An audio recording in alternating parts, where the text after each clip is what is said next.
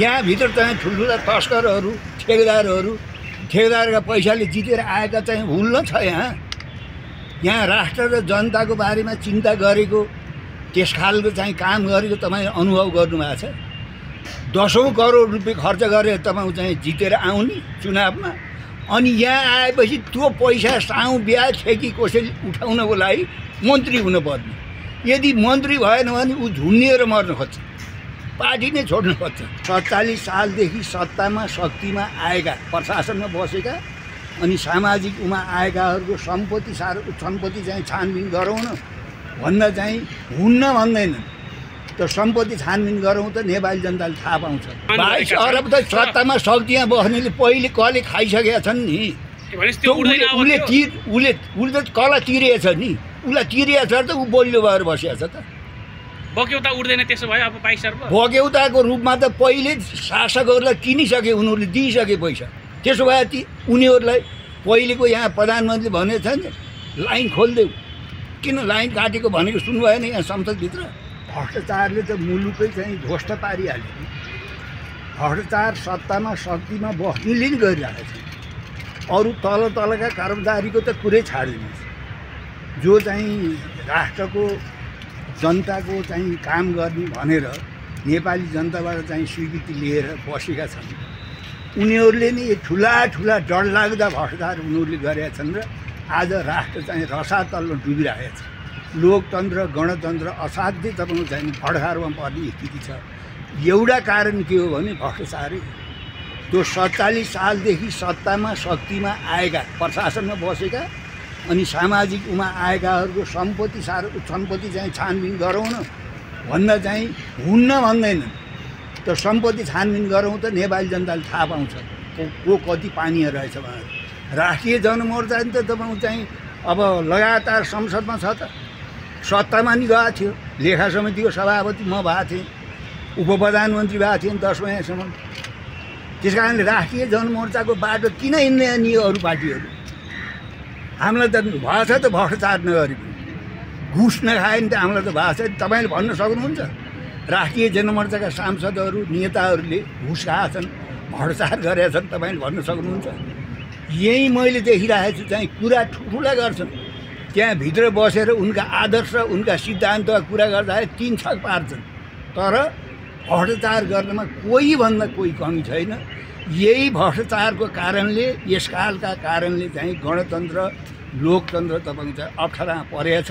प्रतिगामीहरूले चाहिँ औँला ठडाएको नि यिनैका भ्रष्टाचारका कारणले जनतामा नैराश्यता छ। त्यस कारणले जनताले पुनरुत्थानवादीहरू आए पनि हुन्छ भन्नुको पछाडि मूल जरो चाहिँ भ्रष्टाचारै। अर्को भैरव एयरपोर्टमा पनि यही कुरा विषयवस्तु बनेको कहाँ छैन भ्रष्टाचार? भैरवको पोखरामा चाहिँ कुरा के गर्नु, जहाँ पनि भ्रष्टाचार छ नि। भ्रष्टाचारले व्याप्त छ। राजनीति गर्ने भनेको त राष्ट्र र जनताको लागि हो नि त। जसले राजनीति गर्ने भनेको कमाउन लुट्नै चाहिँ राजनीति गर्ने हो भने त अनि जनताले चाहिँ के गर्ने?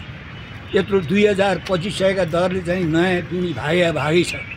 यहाँ पहाडतिरका चाहिँ खेतबारी जानु सबै बाँझा छन्। यहाँ हामीले बहुराष्ट्रिय कम्पनीबाट खाद्यान्न ल्याउँछौँ, यहाँ करोडौँ अरबौँ रुपियाँको। भनेपछि त देश त अधोगतितिर गइरहेछ। त्यस कारणले नेपाली जनतालाई तपाईँहरूको यो मिडियाहरू मैले के भन्छु भने कमसेकम लोकतन्त्र छ र गणतन्त्र छ र चाहे प्रधानमन्त्री चाहे जोसुकै होस्, उनीहरूको बारेमा चाहिँ मैले आफैले नि भन्न फर गरेँ त। यदि प्रतिगामीहरूको सत्ता भएको भए सकिन्थ्यो। त्यस कारणले देश बन्नलाई नेता सचेत हुनुपर्छ, चरित्रवान हुनुपर्छ, जनता पनि सजग हुनुपर्छ। जनताले बारम्बार चाहिँ चुनाव आए उनीहरूलाई भोट दिएर पठाउने, अनि उनीहरू सत्ता आएर देश लुट्न थाल्छन्, अनि दुईटा हातले मोहर हाल्ने। त्यसो भए देश बन्न सबभन्दा पहिले नेता आदर्श सिद्धान्तवादी हुनुपर्छ। दोस्रो कुरा मिडियाले पनि दुधको दुध पानीको पानी तपाईँको चाहिँ जनतालाई सञ्चालन गर्नुपर्छ। र अर्को कुरा यही लोकतन्त्र गणतन्त्रमा जसले घुस खान्छ, भ्रष्टाचार गर्छ, राष्ट्रघात गर्छ, त्यसलाई जनताले सजाय दिन यही लोकतन्त्रमा जनताले पाउँछन्। तर जनता कसै न कसैको दास छन्, कृतदास छन्। घुमाइ फिराइ फेरि उनीहरूकै दासत्वमा हुन्छन् र बारम्बार चाहिँ सजाय भोगिरहेका छन्। अर्को एउटा कुरो, आजभन्दा 1-1.5 महिना अगाडि विद्युत प्राधिकरणका कार्यकारी पूर्व निर्देशक कुलमान घिसिङले विद्युत प्राधिकरण नाफामा छ भनेर यति लामो विज्ञप्ति जाहेर गरे। विज्ञप्तिमा ऊर्जा मन्त्रीले पनि हस्तान्तरण गरे। त्यो उहाँलाई निकालेको केही महिनापछि फेरि अहिले नवनियुक्त प्राधिकरणका कार्यकारी निर्देशक हृदयेन्द्र साक्यले भने होइन, विद्युत प्राधिकरण त घाटामा छ, 5 अर्ब त घाटामा छ, 10 अर्ब ऋण दिनु पर्यो, हजुर नत्र चलाउन गाह्रो भयो भन्ने किसिमको अभिव्यक्ति दिनुभयो। उहाँले श्वेतपत्र जारी गर्नुभएको छ। यत्रो नाफामा गएको रातारात कसरी घाटा आउँछ ल भन्नुहोस्? त्यति ठुलो नाफा कमाइरहेको संस्था रातारात घाटा आउँछ? त्यहाँ भ्रष्टाचार थियो, त्यो भ्रष्टाचार चाहिँ सार्वजनिक भएको थिएन होइन। आफ्नै स्वार्थ छन् राजनीतिक पार्टीहरूले। त्यो चाहिँ कुनै संस्थामा, विद्युतमा नभनौँ, विभिन्न संस्थामा आफ्नो स्वार्थ पुरा गर्ने मान्छे राख्न चाहन्छन्। अहिले यही तपाईँको चाहिँ यो भन्नु न, ब्याङ्कको कुरा भन्नु, ब्याङ्कको तपाईँको चाहिँ यो राख्नलाई चाहिँ कति हानथाप भइरहेको छ। यो राष्ट्र ब्याङ्कको गभर्नर राख्नेमा चाहिँ कुन हारालुची भएको छ खुलेआम जनताले थाहा भयो। कुरा मिलेको छैन। त्यहाँ कुनै संस्थामा बस्ने कर्मचारीले चाहिँ त्यो जसले भर्ना गरेको उसलाई कति दिन सक्छ, कति फाइदा पुर्याउन सक्छ। त्यसका कारणले मुलुक आज चाहिँ यस्तो अप्ठ्यारो स्थितिमा पर्यो। एक थरी आवाज के पनि उठाएको छ भन्दाखेरि जुन व्यवसायहरूसँग 22 अर्ब विद्युत बगौटा उठाउनु पर्ने थियो त्यो उठाउन छोडेर किन ऋण मागे होला, त्यो उठाउनु पर्छ नि ऋण माग्नु भन्दा भन्ने किसिमका कुरा। व्यवसायीबाट त अर्कै देब्रे हातले माग्छन् चुनावका बेलामा। अहिले त्यो त उनीहरूले देब्रे हातले माग्छन्। तपाईँ यहाँभित्र चाहिँ ठुल्ठुला तस्करहरू, ठेकेदारका पैसाले जितेर आएका चाहिँ हुल्न छ। यहाँ राष्ट्र र जनताको बारेमा चिन्ता गरेको, त्यस खालको चाहिँ काम गरेको तपाईँले अनुभव गर्नुभएको छ? 10औं करोड रुपियाँ खर्च गरेर तपाईँ चाहिँ जितेर आउने चुनावमा, अनि यहाँ आएपछि त्यो पैसा साउ ब्याज ठेकी कसैले उठाउनको लागि मन्त्री हुनुपर्ने।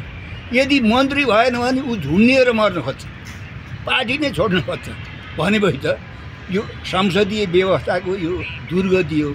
त्यही पनि निरङ्कुश व्यवस्थाको तुलनामा चाहिँ यो चाहिँ सीमित, यो चाहिँ यो निरङ्कुश सत्ताको तुलनामा वैधानिक राजतन्त्र प्रगतिशील हुन्छ। वैधानिक राजतन्त्रको तुलनामा यो बुर्जुआ गणतन्त्र प्रगतिशील हुन्छ। त्यस कारणले अब अहिले यिनी प्रतिगामीहरूले किन जुलीमुली गरेका छन्, किन राजा फर्काउने चाहिँ यत्रो आँट गरिरहेका छन्? किन आँट गरिरहेका छन् भन्दाखेरि यहाँका शासकहरूलाई, यहाँका नेताहरूलाई खेलाउने शक्ति अन्तै छ। कुनै बेला बाबुराम भट्टराईजीले भन्नुभएको थियो नि, पूर्व प्रधानमन्त्री, साँचो त बाहिरै रहेछ भन्यो कि जे गर्नुपर्छ यहाँ साँचो त बाहिरै रहेछ भनेको यहाँ चाहिँ किडाथल बनाउँछन् बाह्य शक्तिहरूले। एउटालाई ल्याएर यहाँ आफ्नो काम पट्याउँछन्, त्यसपछि त्यसलाई चाहिँ नाको स्यान फाल्छन् र अनि अर्को ल्याउँछन् आफ्नो काम गर्ने। मैले प्रश्न त्यही प्राधिकरणमै दोहोऱ्याउन चाहेँ। मैले त्यसमै अघि जोडेको थिएँ। जस्तो नागरिकले के भनिरहेको छन् भन्दाखेरि 22 अर्ब बगैँचा उठाउनुपर्छ, ऋण माग्नु हुँदैन भनेका छन्। तर ऋण बिना प्राधिकरण चल्दैन हजुर भनेर जुन हृदयेन्द्र साक्यले आह्वान गरेका छन्। 22 अर्ब त सत्तामा शक्तिमा बस्नेले पहिले कले खाइसकेका छन् नि। भनेपछि त्यो उसले त कला तिरेछ नि, उसलाई तिरेछ त ऊ बलियो भएर बसिया छ त। बक्यौता उठ्दैन त्यसो भए अब 22 अर्ब बक्यौताको रूपमा त पहिले शासकहरूलाई किनिसके, उनीहरूले दिइसके पैसा। त्यसो भए उनीहरूलाई पहिलेको यहाँ प्रधानमन्त्रीले भनेको छ नि लाइन खोलिदेऊ, किन लाइन काटेको भनेको सुन्नु भएन यहाँ संसदभित्र? जबसम्म नेता कतिपय सांसदहरूले के पनि भनेका छन्, यहीँ अगाडि के पनि भनेका छन् भन्दाखेरि कि कुलमानले झुट बोले कि हृदयेन्द्र साक्यले झुट बोले, अब समितिमा बोलाएर छानबिन गर्नुपर्छ भनेका छन्। यसमा यहाँको धारणा के हो? कुलमान र हितमानलाई, यी कर्मचारीहरूलाई तपाईँको चाहिँ नि यो यिनलाई चाहिँ यस्तो अप्ठ्यारामा पार्ने हुन्न। यिनलाई जले खेलाएका छन्, यिनलाई जले चाहिँ उपयोग गरेका छन्। तिनी उन्नी जिम्मेवार त ल भन्नुहोस्। मन्त्री भए त्यसो भए प्रधानमन्त्री हो। तपाईँको चाहिँ यहाँ राज्य सत्ताको महत्त्वपूर्ण ठाउँमा जो बसेको छ, त्यस कारणले चाहिँ कुलमानको कुरा गरेर, हितेन्द्रको कुरा गरेर तपाईँले मेरो समय किन खानुहुन्छ? त्यो कुलमानलाई खेलाउने, हितेन्द्रलाई खेलाउने, त्यो खेलाए बाबत आफ्नो निजी स्वार्थ पुरा गर्ने। त सत्तामा छन्, शक्तिमा छन्, कोही प्रतिपक्ष यहाँ होलान्, कोही सत्ता होलान्। आजको गर्जन सुन्नु भएन भित्र सुनियो। सत्तामा बसन्जरी विशुद्ध कमाउन र कमाउनै मात्रै पर्ने। हेर्नुहोस् है, राष्ट्र र जनताको लागि सिनको भात नपर्ने, सत्ताभन्दा बाहिर गएर अझ कार्ल मार्क्सको नाम लिएको नि सुने मैले। त्यो कार्ल मार्क्सको सिद्धान्त के थियो? कार्ल मार्क्सको सिद्धान्त के थियो भने चाहिँ निजी सम्पत्तिको उन्मूलन गर्नुपर्छ र राज्य सत्ता चाहिँ शोषकहरूले शोषितलाई चाहिँ दबाउने हतियार हो, त्यसको अन्त्य हुनुपर्छ। यहाँभित्र फसेकाहरूले तपाईँ चाहिँ निजी सम्पत्तिलाई छोडेर राष्ट्र र जनताको लागि त्याग तपस्या गरेको तपाईँ देख्नुहुन्छ। मेरो अन्तिम प्रश्न जस्तो हामीले यत्रो झन्डै अहिले हामी 9 मिनट बोल्यौँ। 9 मिनटमा झन्डै 8.5 मिनट हाम्रो आलोचनात्मक कुरा भएको छ। चारैतिर निराश छ। अर्कोतर्फ राजावादीहरू सल्बलिरहेका छन्। हामी चाहिँ अब चाहिँ कसरी जोगाउन सकिन्छ यो व्यवस्थालाई? कसरी अगाडि बढ्ने? देश कसरी बचाउने? यो लोकतन्त्र छ र मैले प्रधानमन्त्रीको कतिपय जिम्मेवार मान्छेहरूको नेताहरूको मैले यति भन्न पाएँ। पञ्चायतकारलाई मैले यति भने मलाई ढुङ्न आउँथ्यो। आज एकजना चाहिँ सांसदले मैले भनेको सुने, हाम्रो शासन छँदा कसैलाई पक्राउँदैन थिइन्, कसैलाई पिट्दैन थिइन्, कसैलाई हातकडी लाउँदैन थिइन्। मैले हातकडी राणाका शासनकालको चाहिँ हातकडी लाएर चाहिँ म बागलुङ जेलमा चाहिँ बसेको छु। हातकडी लाएर मेरो कसुर के थियो भने लोकतन्त्र चाहिन्छ भने बापत मैले चाहिँ 9 महिना काल कोठरीमा बसेको छु। त्यो पनि 26 दिनसम्म मलाई कुटेका कुटै के भनेर एउटा एजेन्ट तयार गरेर चीनबाट चाहिँ पैसा ल्याएर, चित्रबहादुरले चिनिया दूतावासबाट पैसा ल्याएर त्यो पैसा बाँडेर चाहिँ यहाँ कम्युनिस्ट बनाएको छ भन्न लाएर पञ्चायतकालका शासकहरूले तिनी त्यो मलाई त्यो गर्न त कति त मरिसके, कोही जीवित छन्। अब मैले आज कानले सुने हाम्रो शासनकालमा कसैलाई हातकडी लगाइन्थ्यो, कसैलाई थुनामा राखिँदैन थियो। मेरो अगाडि त्यो भनेर म आश्चर्य परेँ। त्यसो भएर यो चाहिँ यी अहिलेका शासकहरूले जुन भ्रष्टाचार गरिरहेछन्, बदमासी गरिरहेछन्, मैले 79 को संसदको पहिलो बैठक भनेको थिएँ। संसारका कहीँ पनि प्रतिगामीहरूले आफूले हिजो उपभोग गरेको स्वर्ग फर्काउनलाई जहाँ पनि कोसिस गर्छन्, तिनको त आफ्नो हुन्छ नै। तर यो लोकतन्त्र गणतन्त्रको लागि लडेका मैले औँलै देखाएर तपाईँहरूको कारणले चाहिँ यो लोकतन्त्र गणतन्त्र खतरा छ।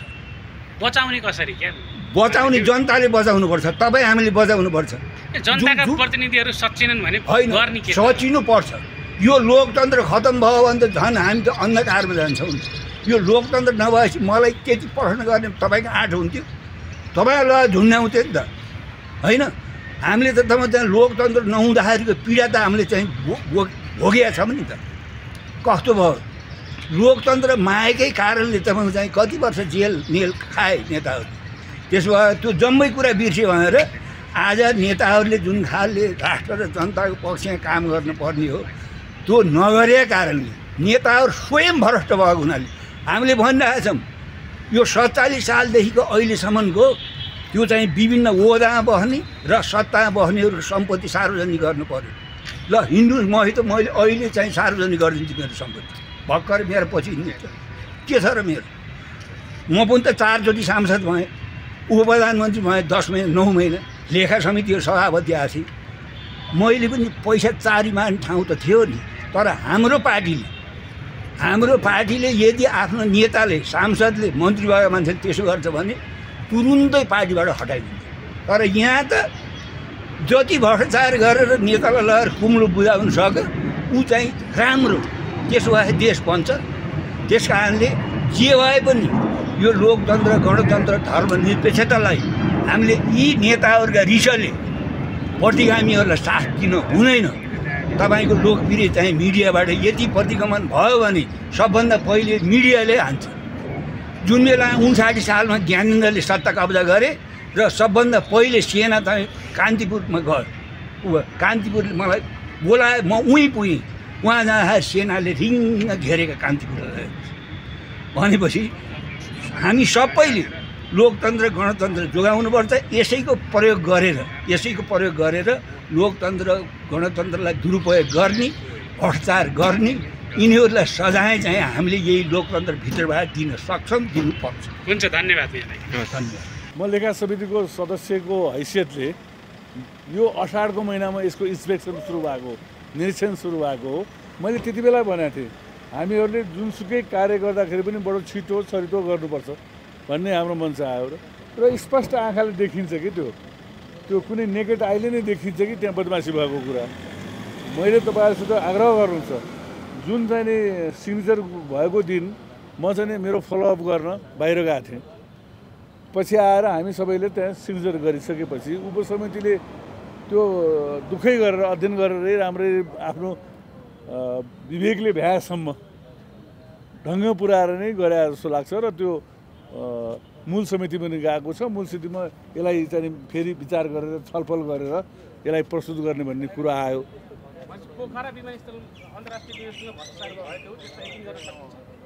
अब मैले भनिहालेँ नि, हाम्रो जुन विवेक छ त्यो हेर्दाखेरि स्पष्ट हेर्दाखेरि बदमासी भएको जस्तो देखिन्छ।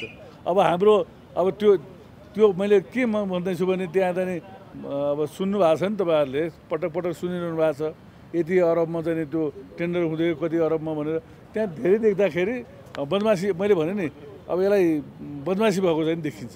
अब घुमाएर कुरा नगरौँ। भैरवाको विवाहमा पनि छानबिन समितिको सदस्य योगेश भट्टराईलाई स्वीकारेको थियो र योगेश भट्टराईले म बस्दिनँ आरोप लागिसकेपछि भन्ने कुरा खण्डन गर्नुभयो। तपाईँको समितिमै हुनुहुन्थ्यो होइन, भैरवा समितिमा चाहिँ हामी थिएनौँ। प्रतिशोध साटियो भन्ने किसिमको अभिव्यक्ति दिनुभयो उहाँले। यसलाई कसरी हेर्नु भएको छ योगेश भट्टराईमाथि? होइन, यसो हो, अब यो तपाईँले बडो क्रिटिक्स कुरा गर्नुभयो। भैरवाको हामी चाहिँ पोखरा उपसमितिमा छौँ। मलाई भैरवाको बारेमा मैले हेरे पनि छैन। त्यहाँ छलफल भएर उहाँले चाहिँ एउटा आफूले चाहिँ म चाहिँ स्वयं पर्यटन मन्त्री पहिला भर्खर भएको कारणले मलाई बस्नु उचित हुन्न कि भन्ने एउटा चाहिँ कुरा उहाँले गर्नुभयो।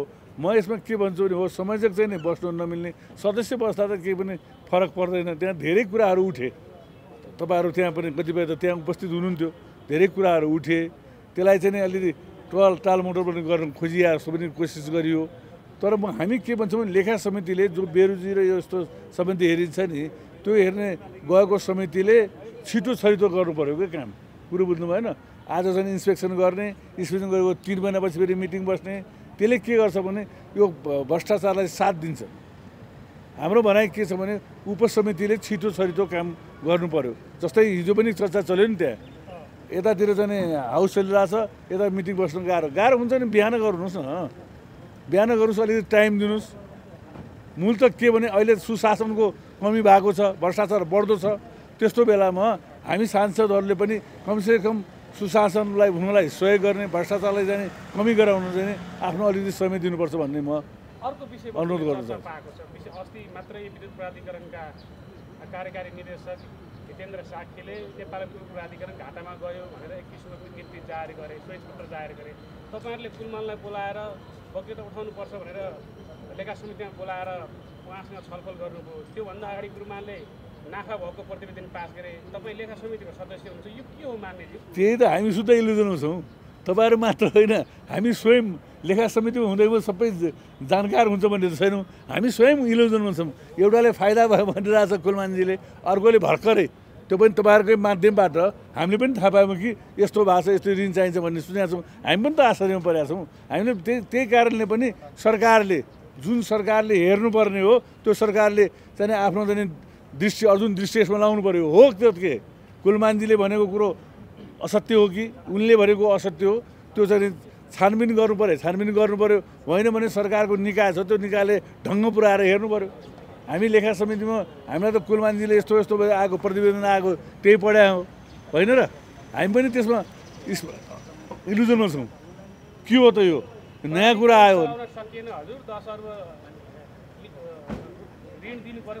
भनिसके, त्यो कुरा स्वीकार्यौँ हामीले। मैले भने नि किन सायद हामीले त्यो कुरा चर्चा चल्यो नि त। त्यहाँ यो कुनै नयाँ कुरा आएको छ भन्ने कुरा हिजो तिनवटा एजेन्डा थियो के, त्यो एजेन्डाको विषयमा कुरा भइसकेपछि अब आउँदा मिटिङमा यो कुरा पनि उठ्ला।